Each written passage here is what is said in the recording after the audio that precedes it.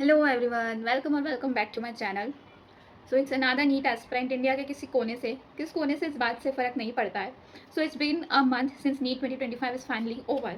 मतलब नीट 2025 का पेपर हुआ था 4 मई 2025 को और आज है 4 जून 2025। इट्स बीन अ मंथ, पता भी नहीं चला कि एक महीना हो गया। बट या फाइनली नीट 2025 को एक महीना हो चुका है।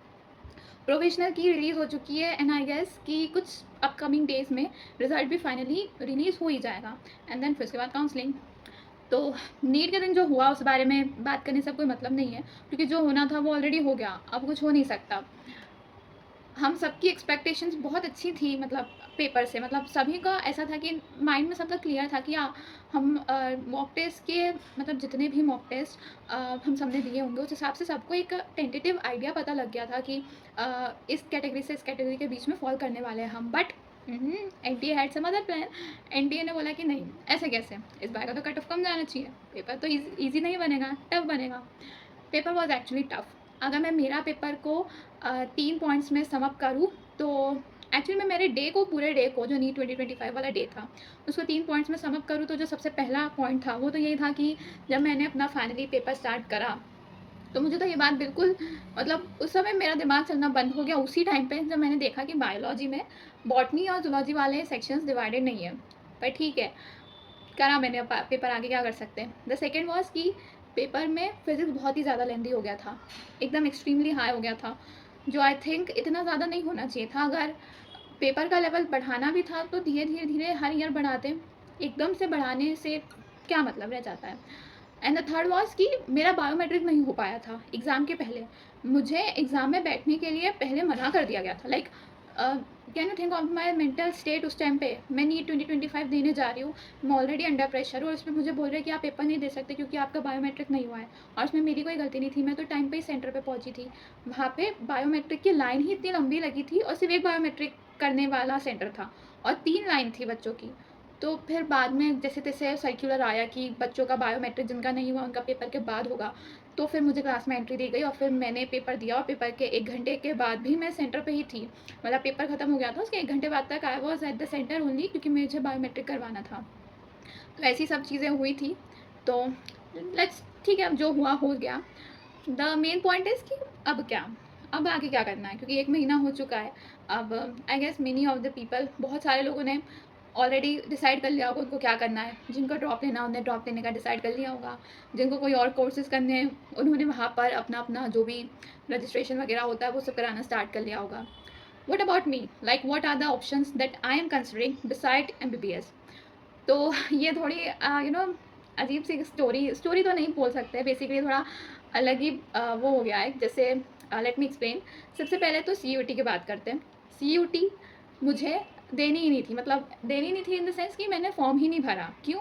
बिकॉज मैं बहुत ज़्यादा कॉन्फिडेंट थी। मुझे लगा कि अरे नीट तो मैं ऐसे निकाल लूँगी, ऐसे मैंने तो पूरे साल मेहनत करी है, नीट तो मेरे बाएं हाथ का खेल है। But NTA had some other plans, इस बार का फिजिक्स का टफ आ गया।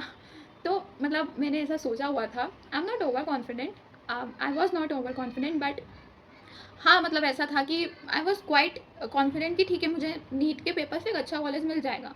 मैंने CUT का फॉर्म भरा ही नहीं। तो ठीक है, अब मैं CUT का फॉर्म ही नहीं भरा, देने कहाँ से जाती। तो और ऐसे भी मुझे CUT देनी ही नहीं थी, क्योंकि CUT से जो कोर्सेज अलॉट होते हैं उनमें से मुझे एज सच कोई भी कोर्स में इंटरेस्ट है नहीं और मैं करना भी नहीं चाहती थी। तो मैंने CUT का फॉर्म नहीं भरा। द सेकेंड इज़ NFSU, जो फॉरेंसिक साइंस वाला होता है।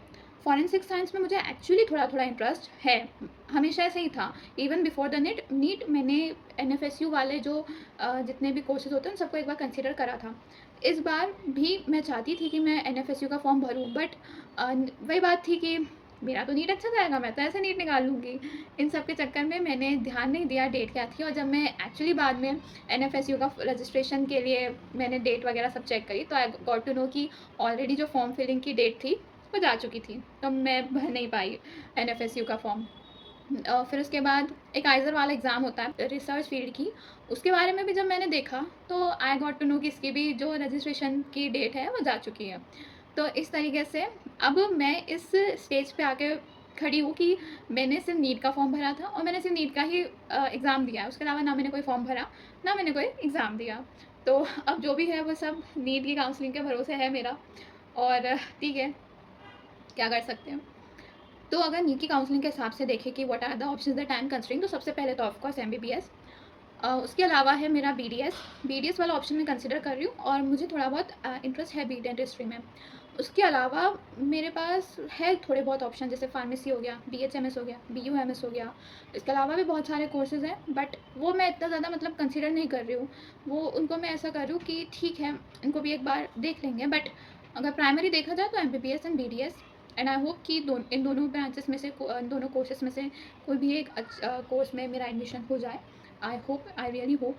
And talking about the drop, तो ड्रॉप मैं नहीं ले रही हूँ, और ड्रॉप का तो मैंने बहुत पहले ही कंसिडर करना छोड़ दिया था, like at the very beginning, मतलब इवन बिफोर द नीट 2025, जब मैं नीट 2025 के लिए भी पढ़ रही थी ना, तभी भी मेरे दिमाग में आई वॉज क्लियर कि this is my last chance, इसके अलावा मैं ड्रॉप नहीं लेने वाली हूँ।